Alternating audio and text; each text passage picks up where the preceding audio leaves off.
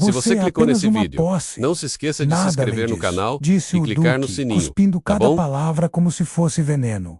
Aquelas frases ecoaram pelas paredes de pedra do salão principal, refletindo o peso da humilhação. O escravo permanecia de joelhos, com o rosto curvado ao chão, sem direito sequer a levantar os olhos para o homem que o dominava. Os nobres riram. As damas abanaram-se, com seus leques, trocando olhares de desdém. Para eles, aquele ser marcado por correntes não era humano, era apenas um corpo, uma ferramenta de trabalho, um objeto de posse. E ainda assim, atrás dos olhos baixos e do silêncio obediente, escondia-se algo que nenhum deles ousava imaginar. Dignidade sufocada, coragem latente, uma chama de humanidade que nem chicote, nem fome, nem correntes conseguiram apagar. O Duque de Alvarado era um homem temido em toda a província. Reuniam barões, cavaleiros e ministros, sempre acompanhados de música, vinho e ostentação. Ele reinava sobre terras vastas, sobre camponeses miseráveis e sobre dezenas de escravos.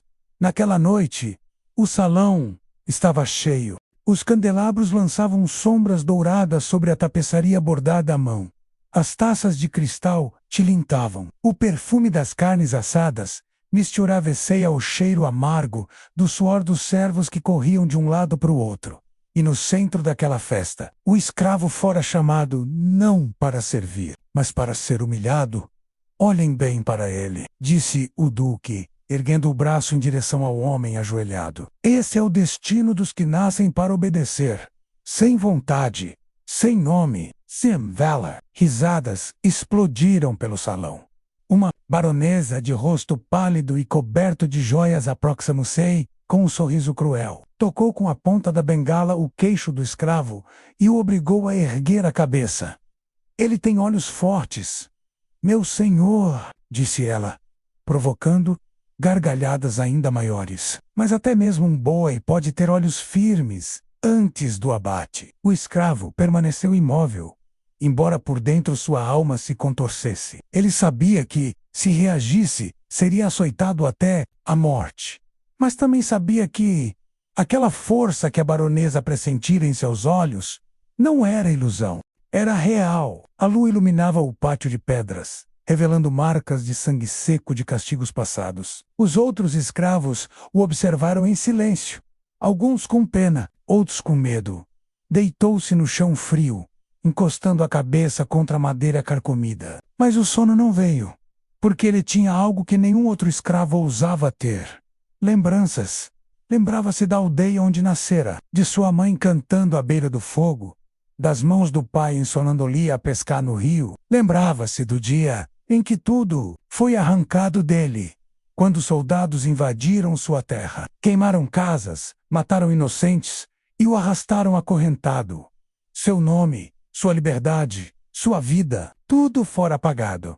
Mas dentro dele, algo permaneceu intocado. O juramento silencioso de que um dia provaria ser muito mais do que uma posse.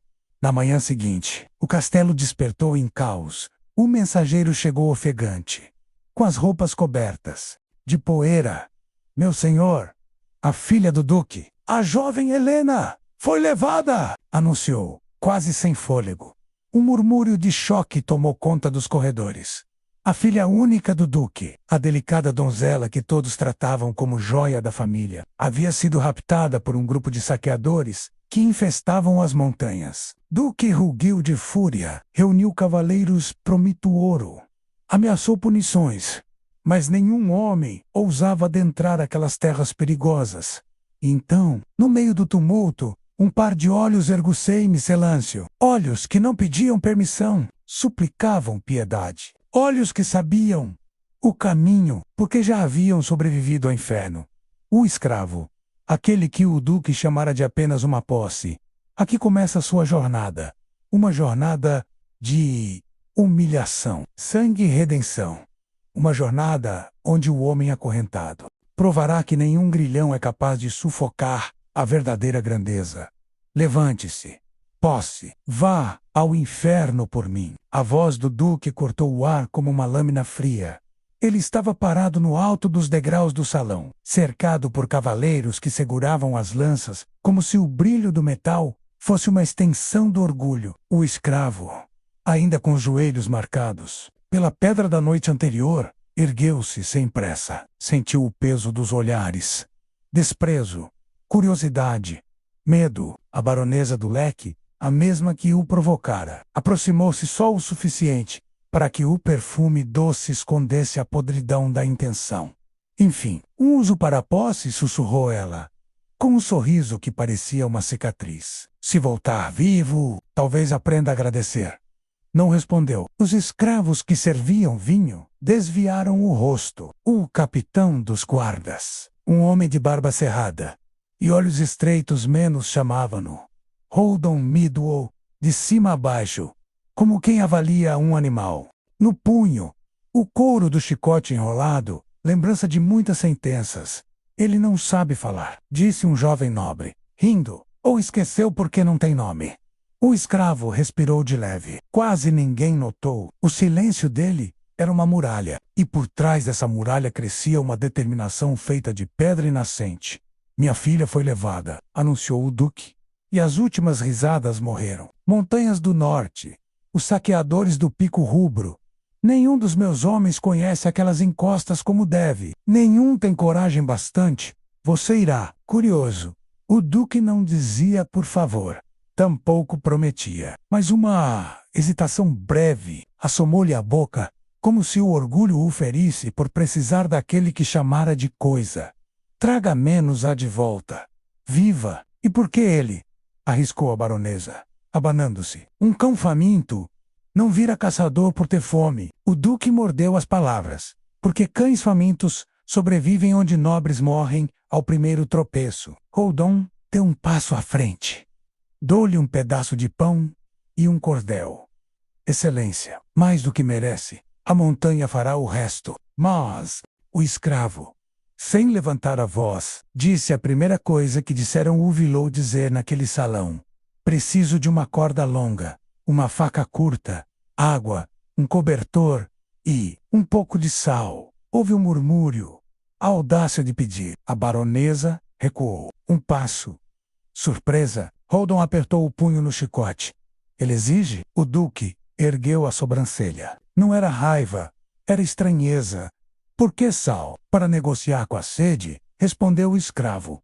E para feridas, os olhos do duque demorará-me-se nos dele. E nesse vislumbre, aconteceu algo que ninguém ali entendeu. Dois mundos que até então só se cruzavam para uma ferida. Por um instante se miraram como iguais. Não em poder, mas em cálculo. Deem o que pediu, ordenou o duque. Seco, e amarre-se o tornozelo dele com este sinete. Se fugir, todos saberão que foi mil.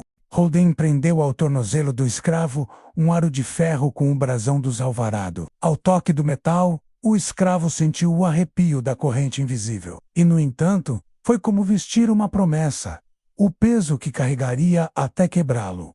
No pátio, enquanto o sol nascia e mordia o orvalho, os criados trouxeram os poucos itens. O sal num saquinho de linho amarrado com barbante. A corda de cânhamo, áspera como a fala dos homens de guerra. A faca, sem adorno, curta como a misericórdia. O cobertor, de lã grossa. Odor do água que suava no frio da manhã. Holden aproximou-se com um sorriso enviesado. Ora, faltou pedir sorte. Quer que eu sopre um beijo na sua testa? Posse. Mais risos dos soldados. O escravo testou o peso da corda. Não preciso da sua sorte, disse, olhando para o traço branco de nuvem no céu. STQ, não me sigam. Nem se eu quisesse, retrucou Holden. Essas encostas engolem homens com armadura. Há trilhas onde apenas cabras passam. E onde passam cabras, disse o escravo, lembrando-se de uma lição antiga. Passa quem? Apron. A lembrança bateu nele como o cheiro de um tempo perdido.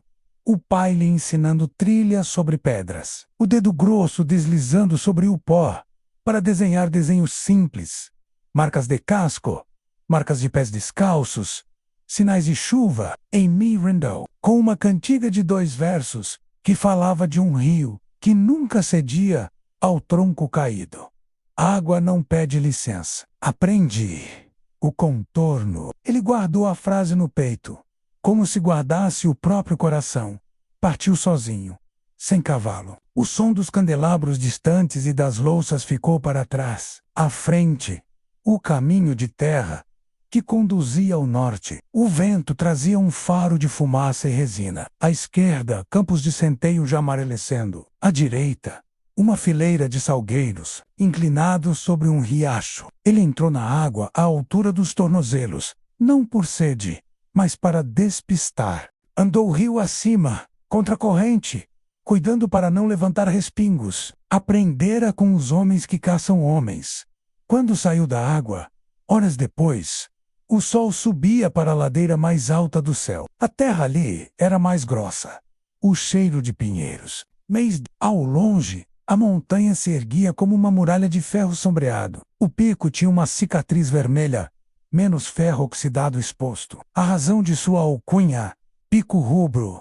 A trilha oficial subia em zigue-zague, larga, fácil de ver, feita para carros de boi e comboios de minerais. O escravo não a escolheu, cortou pelas sombras, acompanhando um fiapo de vereda estreita, onde o capim dobrado traía a passagem de poucas pessoas, talvez descalças, talvez apressadas, mãos nos joelhos, ou os no-show, uma haste quebrada, um fio de tecido preso a um espinho, azul pálido, a cor dos vestidos de Helena. Ele o colheu como quem recolhe um pedido de socorro sussurrado.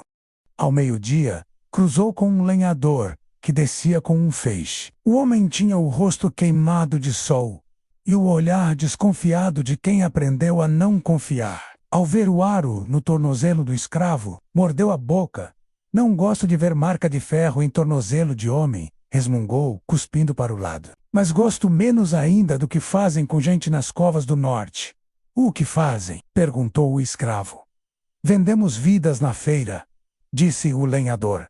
Mas os do pico vendem medo. Põe preço na respiração. Se o duque não pagar, vendem o resto em pedaços, joias, risos, cartas, esperança. Cada coisa com um preço. Coçou a barba. Ouvi dizer que é a filha do duque. Eu não ficaria no caminho de um homem que ama a filha. Mas nem todo homem sabe amar. O escravo assentiu. Obrigado. O lenhador hesitou, como quem vê no silêncio um motivo para dar mais. Há um atalho pelo Vale das Sombras, disse, mexendo o queixo em direção a uma dobra da montanha. Quase ninguém usa, mas é por ali que as cabras encontram a água antes de chegar ao pico. E homens com medo de serem vistos, usam os caminhos das cabras. Vale das Sombras, repetiu o escravo, guardando o nome como uma pedrinha na boca. Seguiu. O caminho estreitou. As árvores ficaram mais próximas. O ar mais quieto. Ele abriu o saquinho de sal, colocou um punhado na língua e o corpo inteiro. Agradeceu como um cavalo que bebe após longa corrida. Sal não era luxo, era memória do mar. Chave de músculos horizonte interior. A água do odre desceu suave. À tarde, as sombras alongadas pareciam dedos tentando agarrar-lhe os pés. El sentiu o vale antes de viê-lo um frio que não vinha do vento, mas da pedra. Emergindo de trás de uma rocha torta, o caminho se partia em dois. À esquerda, uma vereda com folhas pisadas. À direita, galhos lamidos por algo sem pressa. O escravo fez o que o pai ensinara. Ajoelhou-se, encostou a face na terra como quem escuta. Às vezes, a terra canta. O canto dizia: 3 homens. Passo pesado, alguém sendo arrastado. À esquerda. As pegadas não eram recentes. Teriam meio-dia, mas o fio de tecido azul, em uma provável quina de pedra, respirando melancolia, confirmou. E então ele viu mais um fio fino de sangue, escurecido, cortando o pó. Se Helena sangrava, eles não correriam de graça. O ferido exige paradas, mesmo que os captores odeiem parar. O escravo apressou o passo, mas não ao ponto de gastar a força que precisaria à noite. O vale do nome sombrio foi ficando mais estreito, até virar a garganta. No alto, as paredes de rocha faziam um corredor para o céu. Ele caminhava dentro de uma cicatriz do mundo. À meia luz, uma sombra se moveu. Onde não havia Vento! O escravo se abaixou a tempo de ver a flecha cravar no tronco atrás de si. Não havia avisos na montanha. E aquilo não era aviso. Era saudação de morte. Um segundo disparo veio de outro ângulo. Ele rolou para trás de uma pedra. Mordeu o próprio punho para o grito não trair a posição. Ora! Ora! Disse uma voz do alto, envolta de preguiça maligna. Um cachorro do duque sem coleira. Outra voz mais jovem. Mate logo o grilo. Ele é só um. Só um, o primeiro riu. Só um já virou muitos mortos quando desce a vingança. Vamos brincar. Sai daí, cão. Mostra o focinho. O escravo fechou os olhos um instante, como quem procura dentro de si a direção do rio. Não podia subir contra arqueiros num desfiladeiro. Precisava quebrar o jogo. Então pegou o saquinho de sal e jogou um punhado alto, para a direita, para que os grãos caíssem como chuva. O som, naquela quietude, parecia passos apressados. Flechas voaram para o som. O escravo, ao mesmo tempo, saltou para a esquerda, usando o cobertor como um manto que devora silhuetas. Caiu no chão, bateu o ombro na pedra, mas chegou ao pé da parede, já perto de uma raiz de árvore, que se enfiava por uma fresta. Ali meteu a faca, subiu usando a lâmina e a raiz. Voltou a ser menino subindo em goiabeiras. Uma terceira flecha varou o cobertor e o pregou numa fenda, como um estandarte sem dono. Perdeu, disse a voz jovem, ao ver o cobertor preso. Fácil demais. Quando os dois arriscaram descer para terminar o serviço, o escravo já estava atrás deles. O primeiro, o de riso de grilo menos mal, teve tempo de virar quando o cabo da faca lhe colidiu na garganta. Seco, preciso. Não, matou, derrubou. O jovem levou a mão ao arco, mas uma volta de corda do cânhamo já lhe enlaçava o punho. Puxão, queda, lama no rosto. O escravo pisou no arco, quebrando-o, e sussurrou com uma calma que assustaria até um santo. Onde a levaram? Quem? Tósio ou grilo? Sem ar. O céu não tem tempo para mentirosos, disse o escravo. Um fio de sal ainda no paladar. A moça de vestido azul, onde os dois se entreolharam, procurando coragem um no outro. A coragem veio torta. Topo do rubro, disse o jovem, cuspindo sangue. Caminho das chamas. Mas você não chega. Fica um dia e meio daqui. Ela tá viva? Ou estava? O medo lhe embaralhou a voz. Amanhã, ao pôr do sol, tem mensagem pro duque. Resgate. 7.000 peças. Quem leva é o Mouro. O nome caiu, pesando. O Mouro, o capitão dos saqueadores.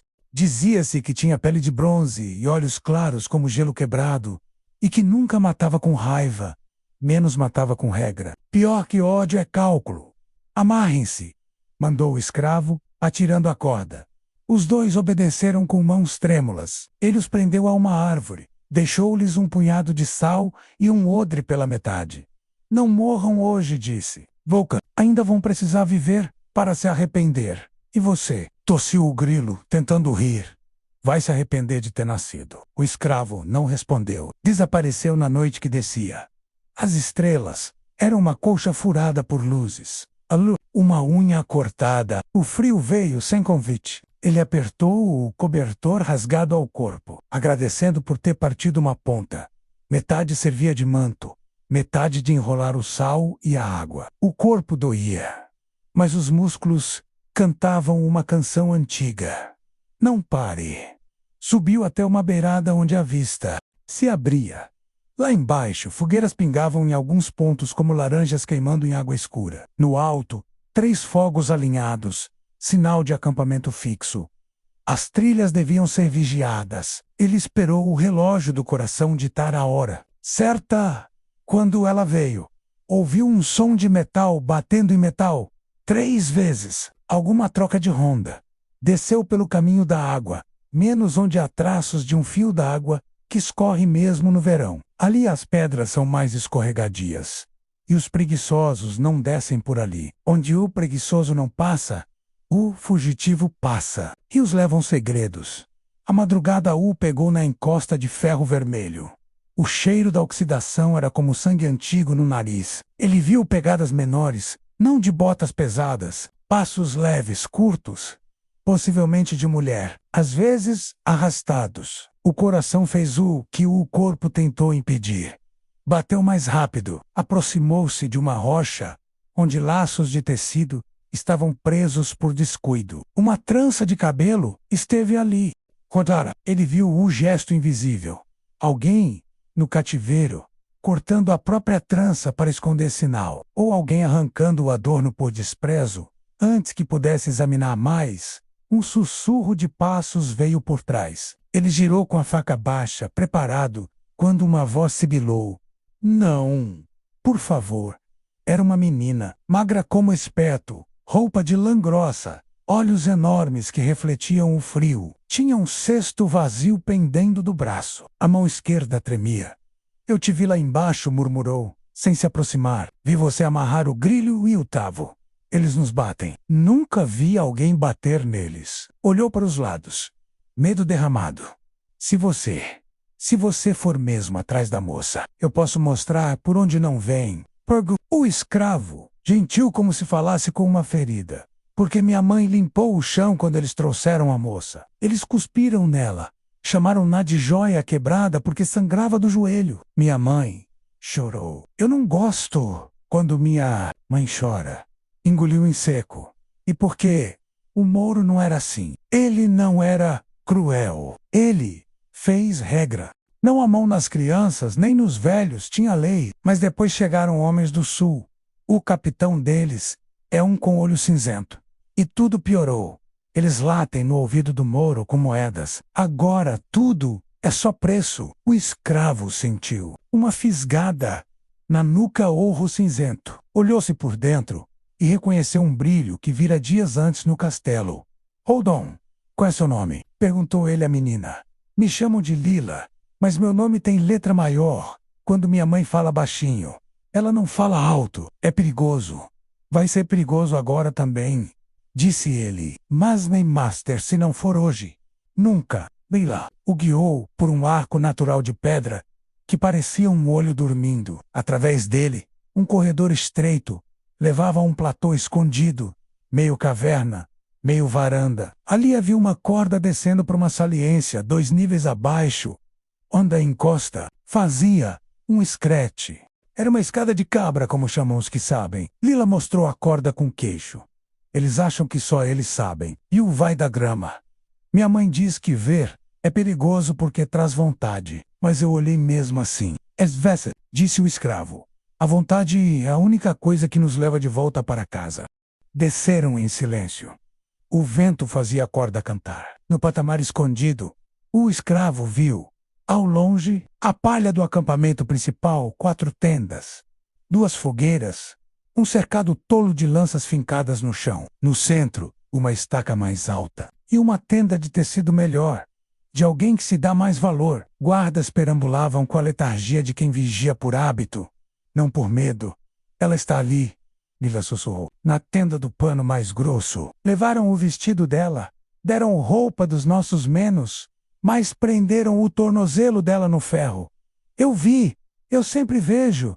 Então você é meus olhos, disse ele, e eu serei as pernas que você ainda não tem. De fugir. Depois leve sua mãe e desçam pelo caminho da água. Vi, para o sol. Existem vilas onde ainda plantam sem serem vigiados. A menina o encarou, desconfiada de promessas no mundo dos adultos. Você fala como se soubesse. Sei, porque esqueço o suficiente para ainda lembrar. Não compreendeu, mas assentiu como quem recolhe um enigma para mais tarde. A noite outra vez pousou. O escravo esperou a troca de ronda. Contou o tempo de cada passo. Mediu as sombras. Usou o sal para secar a sola dos pés. O suor menos traiçoeiro escapa quando o sal vigia. Enrolou a corda no peito como serpente de linho. Prendeu-a no antebraço. Desceu. Por um momento, foi a sombra de uma sombra. Passou a 2 passos de um guarda que murmurava um refrão obsceno. Os olhos cansados demais para desconfiar da própria alma. No centro, a tenda de pano grosso. Uns poucos passos mais, e ele poderia tocar o tecido. Dentro, Um suspiro, não de dor, de lembrança. O escravo fechou os olhos e viu outra vez a aldeia. O cheiro do milho assado no fim de tarde. A mão da mãe nos cabelos. O pai ensinando a amarrar nós que se soltam só quando a vontade solta. O nó da casa. A garganta doeu. Abriu os olhos. Passe. Ergueu a beirada da tenda. Dentro, a luz de uma lamparina que quase morria. Estava Helena. Não, como nos boatos. Não uma flor de salão, não um bibelo. Suja de poeira até as pálpebras. Joelho enfaixado de qualquer jeito. Tornozelo preso ao ferro. A expressão, no entanto, o surpreendeu. Não era pânico. Era uma fúria serena. Uma dignidade ferida, que reconhece outra. Quando o escravo entrou, ela se moveu de pronto. A mão na metade de uma pedra escondida, a arma improvisada. Os olhos dela, verdes de floresta após chuva, feriram-no mais do que flechas. Olhos de gente que aprendeu tarde demais que o mundo não é justo. Silêncio. Sussurrou ele, num tom que era vento. Vim por você. Quem é você? Ela devolveu, no mesmo sussurro. Aprendera rápido. Um deles. Que não é de ninguém. Ele se ajoelhou junto ao ferrolho no tornozelo dela. Ferrugem. Pino. Avaliou. A faca não abriria aquilo sem barulho. A minuscule. Tirou um punhado de sal. Molhou com água. Fez uma pasta e esfregou na dobradiça. O atrito reclamou, mas a humidade e o sal começaram a rusgar o ferro, com a delicadeza de um rio que aprende a curva. Puxou o pino. Moveu. Um som. Parou. Respirou com a lamparina, como se pudesse convencer o metal de que eram amigos. O pino cedeu um dedo. Depois 2. Saiu? Consegue andar? Perguntou, erguendo-a. Consigo, ela disse. E o que havia de baronesa nela sumiu. Havia uma menina obstinada, a que sabia montar sem sela e se esconder em árvores, que agora lutava contra a dor. Mas você é do castelo, ele completou, sem dizer a palavra escravo.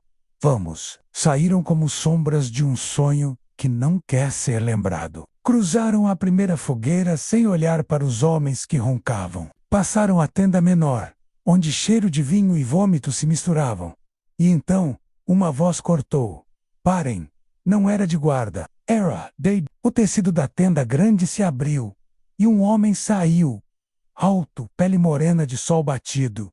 Olhos claros demais. O rosto não era de crueldade. Era de juízo velho. Mas ao lado dele, meio passo atrás, estava outra sombra de olhos cinzentos. E barba aporada Holdon. Helena recuou um passo, sem soltar a mão do escravo. Holdon, o capitão dos guardas, sorriu com os dentes. Minha senhora, por quê? Os olhos dela se encheram de uma dor que não tinha nome. Você jantou em nossa mesa. O mundo janta muita gente, respondeu Holdon, encolhendo os ombros como quem dá um conselho. E paga mal quem não aprende isso.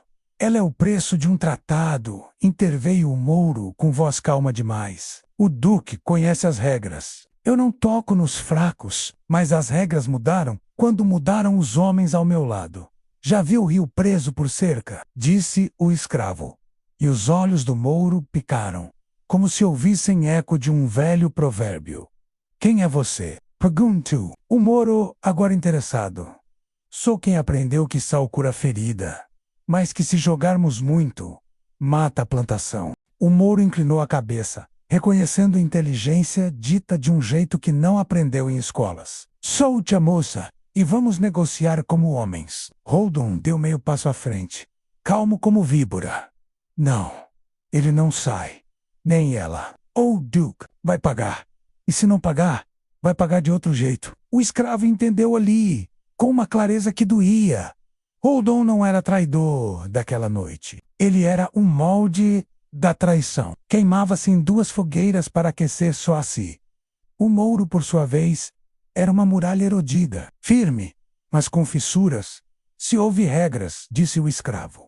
Quebrar as regras custa ao mundo, a todos. Belo discurso de um que carrega ferro no tornozelo Zambu Roldão. Abaixa a arma. A lâmina no seu antebraço brilha mais do que a sua coragem. O escravo suspirou. Então será do jeito da montanha. Apagou a lamparina com uma mão. Ao mesmo tempo, derramou água na fogueira próxima. A noite os engoliu, com a pressa de quem esconde um segredo. Um guarda gritou Flat Zambyron. Helena tropeçou. O escravo a ergueu pelo braço como se o braço dela fosse uma pena de águia. Correu com ela pelo caminho que Lila mostrara. A escuridão de pedra. A corda de cabra. Por aqui, sussurrou Lela, surgindo como duende no breu. Desceram. A mão do escravo queimava no cânhamo. O som de passos atrás. Muitos. Um bando de Boldrov, o peso de 2 vidas, nos ombros de um sem nome. Eles chegaram ao patamar inferior, quando uma flecha cantou e mordeu o ombro do escravo. O sangue abriu a boca na pele. Ele não gritou. Apertou o sal contra o ferimento. O mundo virou um clarão branco de dor, e o corpo seguiu. No patamar, o trio correu agachado até a boca estreita do vale. Um vulto apareceu à frente, espada na mão. Holden, as pupilas acesas no escuro, como de gato. Eu disse que você ia se arrepender de ter nascido. E eu disse, rosnou o escravo, que não sou de ninguém. Avançaram. Troca de golpes foi breve, como quem prova a água. Holden era rápido e treinado. O escravo era a água que aprendeu a curva. Ele não lutou como cavaleiro. Lutou como caçador. Não procurou o peito. Procurou o equilíbrio, o ponto onde o corpo do oponente decide se fica de pé ou cai. Um rasteiro. Um golpe com um cabo da faca no músculo do antebraço de Holden, que fez a espada oscilar. Um puxão na corda, laçando o pulso do homem de olhos cinzentos. Holden sorriu como quem gosta do jogo e puxou também, tentando derrubá-lo. A corda virou ponte entre dois. O escravo soltou-a por um instante, o suficiente para que Holden perdesse o apoio. Um passo errado numa pedra lisa. Quase caiu, mas a espada fincou numa fenda e segurou. Os olhos cinzentos faiscaram em respeito e ódio. Aprendeu onde? Calma. Quem me fez esquecer? O escravo avançou para o lado, buscando uma posição em que o vento virava aliado. Helena, atrás, puxou Lila para o abrigo de uma pedra. Gritos de homens ecoaram pelo alto. O mouro, chamando por ordem. Chega! Baixem as armas! Baixem! Holden ignorou. O sangue tocado pela excitação da caça. Nenhum mouro manda em mim, disse. E o escravo entendeu. O reino do mouro já não era dele. Moedas vinham de outros bolsos. O norte perdera sua regra. O embate recomeçou. Desta vez, Holden mirou o ferimento no ombro, cutucando com maldade, abrindo o caminho para a dor. Devorar! A força! O escravo recuou um passo. 2. Pisou num galho. O estalo soou como uma sentença. Holden sorriu. Acabou. E então, a montanha falou. Um som grave, baixo. Uma vibração nas pedras. Rocha solta. O escravo viu com o corpo, antes de ver com os olhos. Um pedaço da encosta. Cansado de segurar-se, cedeu. Não inteiro, mas o bastante para criar uma cortina de poeira e pedras miúdas. Holden cobriu o rosto, xingando. O escravo aproveitou o intervalo e, como a água que encontra a brecha, passou. Agarrou Helena pela mão. Lela já corria. Desceram aos tropeços, os joelhos em carmim, os cotovelos em prata pálida de pele ferida. Atrás, a voz do mouro. Holden, basta! E outra vez Holden, cala a boca, velho. A velha lei quebrada soou como um osso que se parte. Chegaram ao Vale das Sombras, onde o ar era mais frio e as árvores se aproximavam como gente que quer ouvir segredo. A lua saiu detrás de uma nuvem, curiosa. A água correu abaixo, num fio. Manso, convidativo. Por aqui, disse o escravo, indicando o leito do riacho. Pés dentro, até a curva grande. Nossos rastros vão se perder. Helena o encarou por um instante. Em outro mundo, teria duvidado. Ali, no entanto, ela viu nos olhos dele a mesma coisa que ele viu nos dela. Um tipo raro de coragem. Aquela que não pede plateia. Entrou na água, sem reclamar da dor no tornozelo que uma argola marcara. Caminharam pelo líquido gelado, até que os dentes quisessem bater. Na curva grande, saíram do curso, escondidos por uma moita de juncos. O escravo recolheu o sal que restava. Esfregou um pouco no ferimento dele. um pouco no joelho dela. Lila, com as mãos pequenas, puxava folhas para fazer de cobertor. Você tem um nome? Helena perguntou, no intervalo, quase envergonhada pela intimidade do ato de curar. Já tive. Qual? Roubaram. Ela baixou os olhos. Roubaram muito de muita gente. Ele assentiu. Mas ainda restou algo. O que? Um silêncio cheio de coisas possíveis se instalou. Lila olhou de um para outro como quem está assistindo ao primeiro amanhecer, depois de muitas noites. Eles não vão desistir, disse Helena, voltando à urgência. Holdon é fogo de palha, respondeu o escravo, sem brio. Só verdade, queima alto, mas a cinza é pouca. O mouro é outra coisa. Talvez nos deixe ir, talvez entenda que regras quebradas fazem ruir a própria casa. Ele se perdeu, murmurou Lela, abraçando os joelhos. Mas quem se perde, pode se achar. Se o rio acha o mar, disse o escravo, um homem pode achar seu caminho, mas tem que querer, e tem que pagar o preço de ter se perdido. Você fala estranho, disse Lila, bocejando. Mas eu gosto. É que eu falo com palavras que ficaram presas por muito tempo, respondeu ele.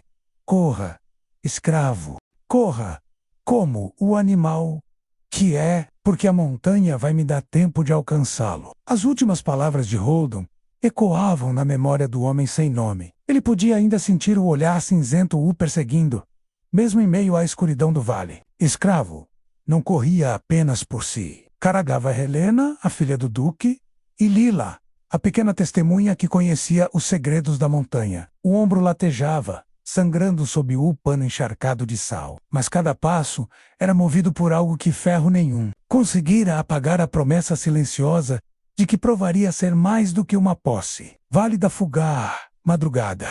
Veste eu sei, do neblina. Ou frio mordia. E os juncos rangiam sob a respiração do vento. A água corria ao lado fina e constante, escondendo o som dos pés. Helena mancava, mas recusava-se a parar. Lila, agarrada ao braço dela, tentava esconder o medo nos olhos. Mas, um pouco, murmurou o escravo. Depois descansamos. Helena o encarou de relance. Você fala como quem já guiou pessoas pela escuridão antes. Já guiei a mim mesmo, respondeu ele sem olhar para trás. Por trás deles, porém, a escuridão não estava vazia. O som de cascos ecoava distante, abafado, mas presente. Holdon não desistira. O mouro talvez tivesse aceitado a fuga, mas Holdon não era homem de regras, apenas de ambição. E a ambição nunca dorme.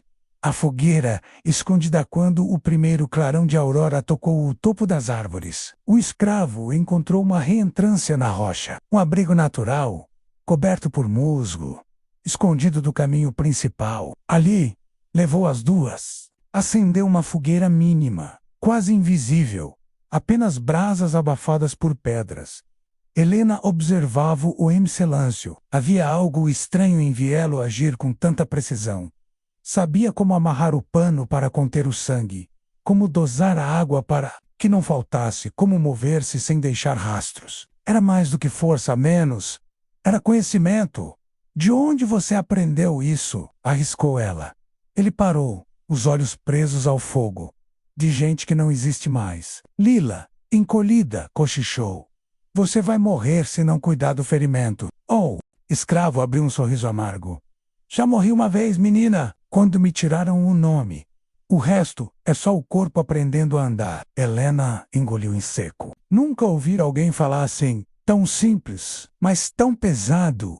O passado que sangra enquanto as chamas dançavam baixas. O escravo recordou-se. O pai, forte como tronco de carvalho, ensinando-lhe a subir em pedras e a encontrar rastros. A mãe, com cantigas suaves, dizendo que a liberdade era como o vento. Ninguém o vê, mas todos sentem quando falta. A noite em que perdera tudo voltou em flashes. A aldeia em chamas, o grito da mãe calado por soldados, o punho do pai esmagado. Antes de care, e ele amarrado, arrastado entre homens rindo, o nome dele ficara para trás, queimado nas cinzas da aldeia. Desde então, só restara o escravo. As lágrimas vieram, mas ficaram presas nos olhos. Ele não chorava mais. Chorava por dentro. O som da caçada, o estalo de um galho, interrompeu as lembranças. O escravo ergueu-se de súbito, faca em punho, silêncio. Mas depois, ecoando pelo vale, veio um som que todos reconheceram. O relincho distante de cavalos. Eles estão vindo, disse Helena, com a voz mais firme do que esperava. O escravo assentiu. Holdon não desiste. Ele prefere morrer a perder. Lila apertou o braço dele. O que vamos fazer? Ele olhou para o céu. A aurora iluminava a face do pico rubro. O destino os chamava. Vamos subir, onde só cabras passam. A ascensão, a subida, foi cruel. As pedras cortavam, o vento chicoteava, o frio mordia a pele. Helena escorregava. Mas o escravo a segurava sempre a tempo. Lila, leve como passarinho, subia com agilidade inesperada. A cada curva, o horizonte se abria mais. Vales imensos, rios como fitas de prata. O castelo de Alvarado perdido na distância. Era como olhar o mundo de cima de uma ferida. Mas atrás, ecoavam os sons da perseguição. Holdon vinha. O cercou ao cair da tarde. Chegaram a uma clareira estreita, cercada por pedras altas. Um refúgio ou uma armadilha. O escravo sabia que não teriam tempo para alcançar o topo. Precisariam resistir. Fiquem atrás de mim, disse, ajeitando a corda e a faca. Quando eu abrir caminho, corram, não olhem para trás. Helena colocou a mão sobre o braço dele. Por que faz isso? Por que arriscar por mim, se não sou nada para você? Ele a olhou nos olhos, e ali não havia servidão, porque disseram que eu sou apenas uma posse, e quero provar. Kyusu, Mutou Mês, o encontrou, o som de casco cessou. Silêncio. Então, passos pesados. E a voz de Holdon, carregada de veneno. Posse, saia de Aidaia, entregue a menina e talvez eu deixe você morrer rápido. O escravo respirou fundo. Helena, Lila chorava sem soltar um som. Eu não sou de ninguém, respondeu ele, a voz ecoando pelo vale. Naquele instante, o confronto inevitável se aproximava. Holdon surgiu das sombras primeiro, os olhos cinzentos queimando como brasas frias. Não estava sozinho. Atrás dele, 6 homens armados, saqueadores misturados com guardas desertores. A traição já não era segredo. Era tropa. Então é verdade, disse o capitão dos guardas girando a lâmina, que refletia a luz da lua. Você roubou o prêmio do duque? Um escravo roubando uma dama? Há crime maior? Não respondeu. Apenas firmou os pés na pedra, a faca no punho. E o silêncio dele foi mais pesado que qualquer palavra. Helena, sem se esconder, deu um passo à frente. Você é o traidor, Holdon. O duque confiava em você. O homem sorriu. O cinismo mais cortante que sua espada. Confiava, mas nunca pagou. O Mouro paga. O Sul paga. Ouro não reconhece fidelidade, apenas inteligência. O escravo avançou meio passo. E quando o ouro acabar, quem será voca? Holdon riu. Como quem ouve piada. Eu sempre serei o que vence. Ao contrário de você. Posse. O primeiro chute, os homens de Holden avançaram. O escravo usou a corda enrolada no braço. Lançou-a contra o primeiro atacante, laçando-lhe a perna. Puxou com violência. Homem caiu de rosto contra a pedra, antes que o gritasse. A faca já lhe roçava o pescoço, calando-o. O segundo veio com machado. O escravo desviou, deixou o peso do golpe cair em falso, e empurrou o inimigo contra a parede de pedra. Helena, instintiva, agarrou uma pedra solta e a lançou contra a cabeça do terceiro, que cambaleou, atordoado. Corram, gritou o escravo. Mas Helena não se moveu. Não vou deixar você sozinho. Lila puxava o braço dela, mas Helena fincou os pés. Nos olhos dela, não havia mais a donzela frágil. Havia uma mulher que escolhera lutar. O duelo Rodan, finalmente, avançou. Sua espada cortou o ar, como trovão. O escravo bloqueou com a faca curta, e o choque do metal fez seu braço latejar. Mas ele não lutava como cavaleiro. Lutava como rio, fluindo, desviando, deixando a lâmina inimiga encontrar apenas ar. Você aprendeu rápido demais para um escravo, disse Holden. Entre golpes. Aprendi, porque precisei viver, respondeu o escravo, arfando. A batalha se tornou dança. A espada de Holden contra a faca e a corda do escravo. O aço contra a astúcia, força treinada contra a sobrevivência. E a cada golpe, Helena e Lila viam que o escravo não era apenas corpo submisso. Ira guerreiro, a intervenção do Mouro quando a luta parecia pender para o caos. Uma voz forte ecoou do alto da encosta. Basta, era o Mouro.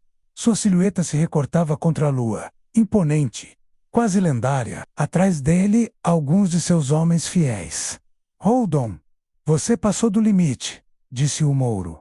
Havia regras, e você as quebrou.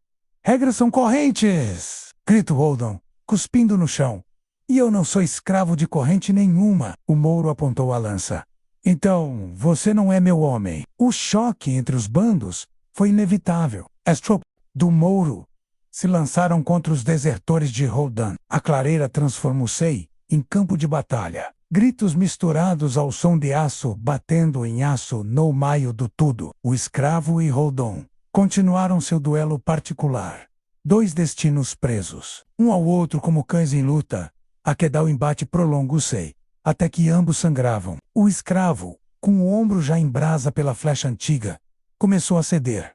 Holden sorriu. A vitória perto. Eu disse, você não passa de uma posse. Mas naquele instante, Helena gritou. Não! Volca ou Mays. As palavras atravessaram o escravo como raio. A força perdida voltou. Ele usou a própria fraqueza.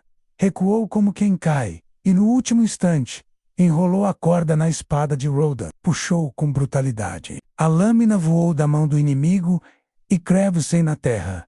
Num movimento rápido, o escravo ergueu a faca ao pescoço do traidor. O silêncio caiu sobre a clareira. Até o Mouro parou, observando. Holden arfava. Olhos arregalados. Entue-me mate e prove que não é melhor do que eu. O escravo ficou imóvel. O ódio pulsava em suas veias. Mas ele lembrou-se das cantigas da mãe, do rio que não pede licença, do pai que dizia: matar é fácil. Difícil é carregar o peso depois. Bem, a faca. Você não vale meu ódio. E deu-lhe as costas. O destino de Holden. O Mouro avançou. Firme, dois de seus homens agarraram Holden pelos braços. O capitão dos desertores esperneou, gritou. Mas foi inútil. Quem trai uma vez, trai sempre, disse o Mouro. E a montanha cobra sua dívida. Para a beira do penhasco. Holden ainda tentava negociar, gritar, amaldiçoar. Mas a montanha, não houve barganhas. Um último empurrão, e seu corpo desapareceu na escuridão. O silêncio voltou. Pesado, o reconhecimento. O Mouro aproximou-se do escravo. Você podia tê-lo matado, mas escolheu não fazê-lo. Isso não é fraqueza, é grandeza. O escravo não respondeu. Apenas olhou para Helena e Lila, que agora o observavam como quem vê, não um servo, mas um protetor. O Mouro então disse, quase como confissão: você não é posse, você é prova de que até na corrente pode nascer rei. O recomeçou a madrugada, caiu outra vez. O grupo desceu juntos, com um Mouro garantindo passagem segura. Helena apoiava-se no braço do escravo. Lila andava ao lado, segurando firme sua mão, calejada. A cada passo, o homem sem nome sentia algo mudar. Não apenas em si, mas nos olhos daqueles que o cercavam. Pela primeira vez, não o viam como objeto. Viam-no como homem. E no horizonte, o castelo de Alvarado o aguardava. Um lugar onde a verdade teria de ser dita, e onde o escravo provaria diante de todos, que era muito mais do que uma posse. Você não passa de um escravo, mas, aos Volter, vivam! As palavras do duque caíram como pedra na garganta do grande salão. A notícia da volta espalhara-se como fogo em palha seca. O escravo, menos aquele mesmo que fora humilhado diante de todos, retornara com a filha do duque nos braços. Viva! O castelo inteiro correu para ver. Nobres, servos, soldados, até padres. A praça diante das muralhas ficou tomada. Quando o portão se abriu, os olhares se chocaram contra a cena impossível. O escravo, sujo de sangue e poeira, andava devagar, carregando no ombro ferido o peso. De Helena atrás, Lila o acompanhava, pequena sombra no meio da multidão. Os gritos ecoaram, alguns de espanto, outros de indignação. Ele voltou. O escravo voltou vivo e trouxe a donzela, Helena, embora fraca, argucei com a pouca força que lhe restava, e declarou: foi ele. Foi este homem que me salvou. O silêncio que se seguiu foi mais pesado que 1000 sinos. A ingratidão dos nobrezo, Duque Lavantussey, do trono improvisado, a face vermelha de fúria e orgulho ferido, caminhou até o escravo. Por um momento, todos acreditaram que ele reconheceria o feito, mas a mão que se ergueu não foi de gratidão, foi de agressão. Um tapa seco estourou no rosto do escravo. Como ousa tocar no sangue da minha casa, animal? O salão explodiu em murmúrios. Alguns nobres aplaudiram a fúria. Outros recuaram constrangidos. Helena gritou: pai, ele me salvou. Cale-se, Helena, vociferou o duque. Você não entende o perigo que trouxe para nosso nome. Esse homem não passa de uma posse. Não deveria sequer respirar o mesmo ar que você.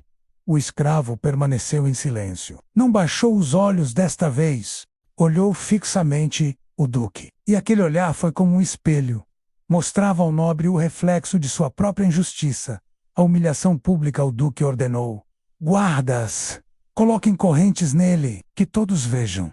Ninguém pode se igualar. A nobreza. Holden não estava mais lá para cumprir as ordens, mas os soldados leais obedeceram sem hesitar. O ferro voltou a prender-lhe os pulsos e tornozelos. A praça inteira assistia, dividida entre aplausos e lágrimas escondidas. Helena tentou intervir, mas foi empurrada para trás por damas que a seguraram. Não se manche por um escravo, sussurraram. Lila chorava alto, chamando pelo homem que vira como herói.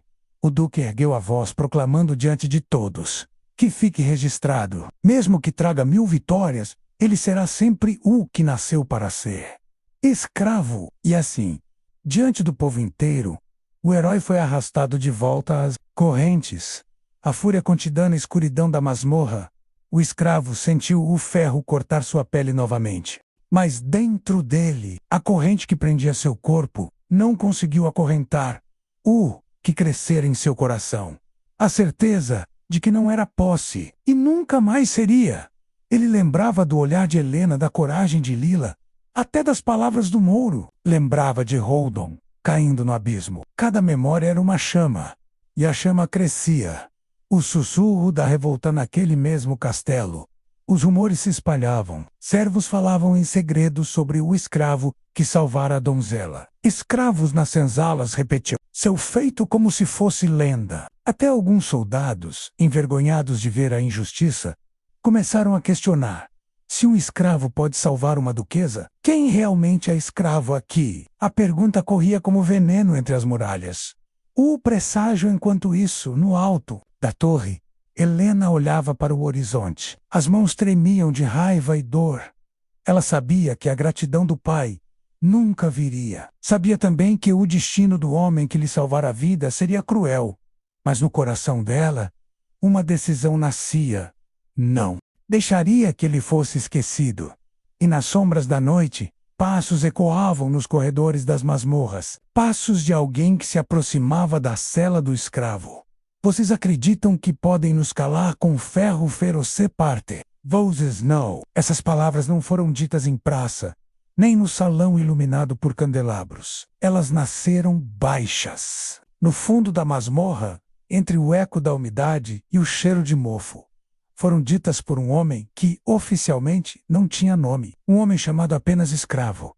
E ainda assim, essas palavras foram ouvidas. Elas foram carregadas pelos ratos que corriam nas frestas, pelos guardas que fingiam não escutar, e sobretudo pelos outros escravos, trancados em celas vizinhas. Ali, no ventre de pedra do castelo de Alvarado, Nascia uma revolta. A tela o ferou. Mordia os pulsos do escravo. O ombro ferido latejava. O corpo parecia esgotado. Mas, os olhos ardiam como brasas. De dentro da cela, ele via pouco além de pedras e sombras. Mas ouvia o choro de mulheres, a tosse de velhos, o silêncio pesado de homens que haviam esquecido o som da própria voz. Na tela e ao lado, um velho murmurou: "Você voltou vivo da montanha. Isso não é coisa de homem comum." O escravo respondeu: "Não voltei por mim, voltei porque alguém precisava." "E agora?" perguntou o outro mais jovem, quase com raiva. "Agora está aqui, acorrentado como todos nós."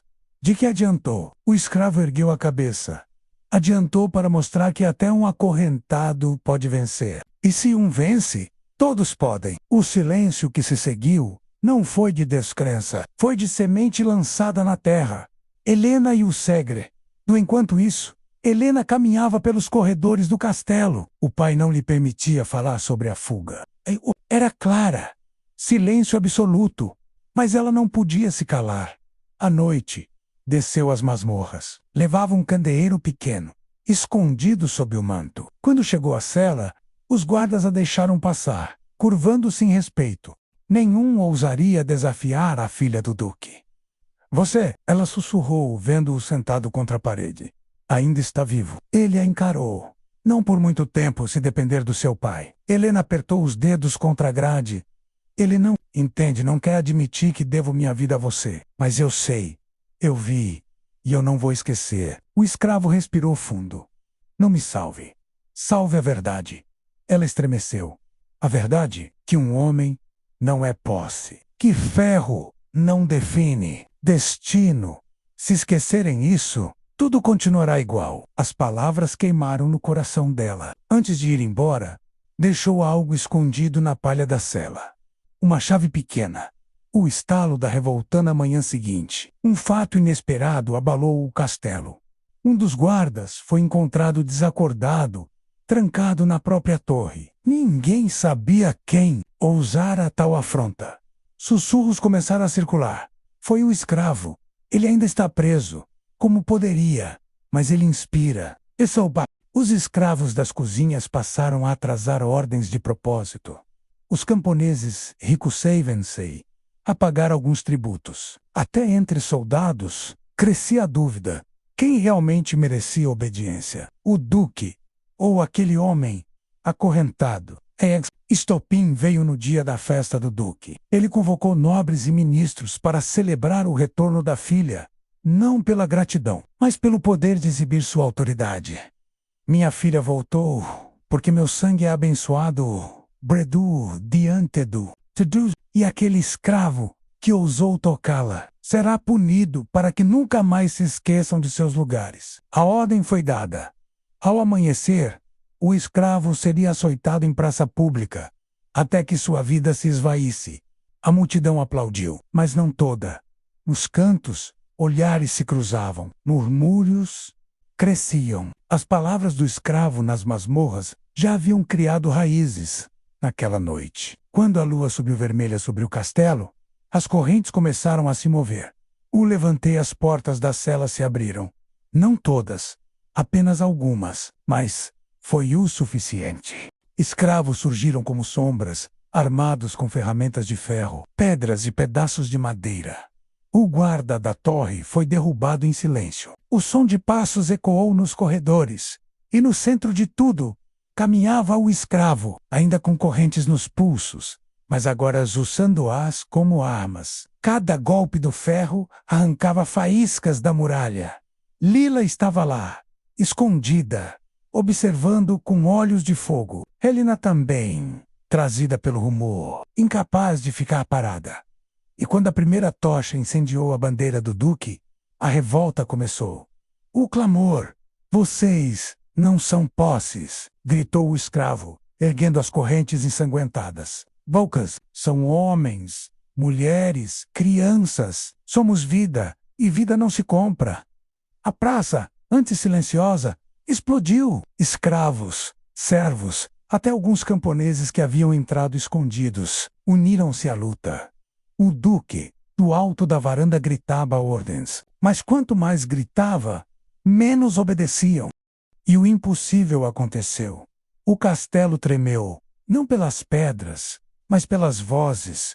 O clímax no meio do caos. Os guardas arrastaram o escravo até a escadaria. O duque desceu, espada em punho. Você ousou demais, verme. O escravo, ensanguentado, ergueu os olhos. E você ousou de menos. O duelo começou. Não era como contra Holdon. O duque não lutava apenas com espada, mas com o peso do poder. Cada golpe vinha carregado de arrogância, de séculos de privilégio. Mas o escravo não. Lutava sozinho. Lutava com o grito de cada homem e mulher ao seu redor.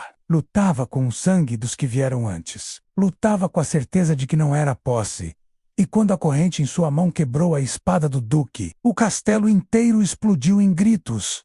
A queda do senhor duque caiu de joelhos, humilhado diante do próprio povo. Helena avançou, encarando o pai. Ele salvou minha vida, e agora salva nossa verdade. O silêncio pairou. Nobres tremiam, soldados abaixavam as armas. O escravo não ergueu a mão para matar. Apenas virou-se para a multidão e disse: não precisamos de novos tiranos, precisamos de liberdade. Você não tem nome, escravo, murmuravam os ecos do passado. Mas hoje, o mundo saberá quem você é, respondeu a própria voz do destino. O castelo de Alvarado tremia. As chamas da revolta, ainda, dançavam nas bandeiras rasgadas. E o cheiro de fumaça misturava-se ao de sangue e pó. No centro do pátio, o duque estava de joelhos, vencido não apenas pela corrente do escravo, mas pela verdade que já não podia ser abafada. Os olhares de todos, escravos, servos, nobres, camponeses, soldados menos, convergiam para aquele homem que, até poucos dias atrás, era tratado como objeto. Agora, ali diante de todos, era símbolo. O silêncio antes da tempestade. O duque ergueu os olhos, cuspindo palavras amargas. Você acha que venceu? Pode quebrar minhas espadas, incendiar meu castelo. Mas a nobreza sempre volta. Sempre haverá correntes.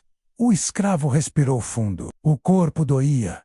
O sangue ainda escorria pelo ombro, mas sua voz ecoou firme e clara, como sino correntes quebram. Palavras não. Hoje não é a queda de um homem, mas de uma mentira. O silêncio que se seguiu foi tão profundo que até os estalos do fogo pareceram respeitar aquelas palavras.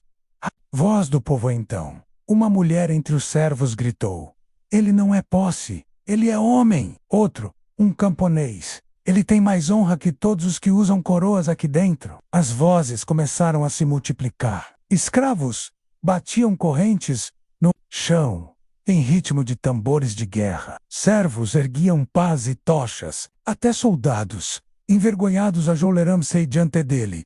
E assim, a praça inteira proclamava em uníssono: homem, homem, homem. O nome Helena avançou, com os olhos marejados. A cada passo, sentia que carregava não apenas a gratidão de filha, mas o peso da justiça. Diga, ela pediu, a voz tremendo, diga o seu nome. Ele não pode mais ficar enterrado. O escravo fechou os olhos. O coração disparava. Memórias vieram. O pai sorrindo às margens do rio, a mãe cantando ao luar, as crianças correndo em sua aldeia. Vozes esquecidas, sussurros do passado. E então, pela primeira vez em anos, ele o pronunciou. Meu nome é Aruan. O pátio inteiro silenciou. O nome se espalhou como vento, repetido de boca em boca. Aruan, Aruan, Aruan. Era como se cada repetição quebrasse uma corrente invisível. A decisão duque, enfurecido, tentou levantar-se. Não! Ele nunca terá trono, nunca terá terra, nunca terá poder. É um escravo. Mas Aruan se voltou para o povo, ignorando o senhor derrotado.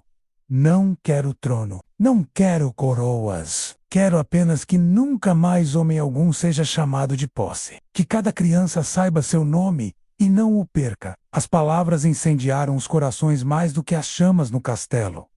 Helena ajoelhou-se diante dele, não como súdita, mas como testemunha. Lila correu até sua mão, segurando-a firme, e naquele gesto, a filha de um duque e uma criança órfã, ao lado do homem sem nome, estava o símbolo da nova verdade. A dignidade não tem dono. O legado nos dias seguintes. O castelo de Alvarado não caiu em ruínas. Ele se transformou. Os portões abriram-se para os camponeses. Os escravos foram libertos. As correntes fundidas tornaram-se sinos que tocavam em cada amanhecer, lembrando a todos que a liberdade havia vencido. O duque, exilado, levado para longe pelos próprios homens que antes o serviam. O Mouro partira com seus homens, levando as antigas regras para recomeçar em outro lugar. Mas o nome que ecoava em toda parte era apenas um: Aruan. Não, senhor, não o passei. Apenas Aruan menos, o homem que lembrou a todos que até a corrente mais grossa se quebra diante da verdade. O desfechou na última noite antes de partir do castelo. Aruan ficou sozinho diante do rio que corria nos jardins. O reflexo da lua tremia. Nas éguas, ele fechou os olhos e murmurou, como oração: Pai, mãe, eu voltei. Não como escravo, mas como homem. E quando abriu os olhos, sentiu que o vento soprava como resposta. Aruan caminhou, deixando para trás as muralhas que haviam sido sua prisão, agora abertas como asas. O futuro era incerto, mas uma certeza jamais se apagaria. Ninguém nunca mais ousaria chamá-lo de posse.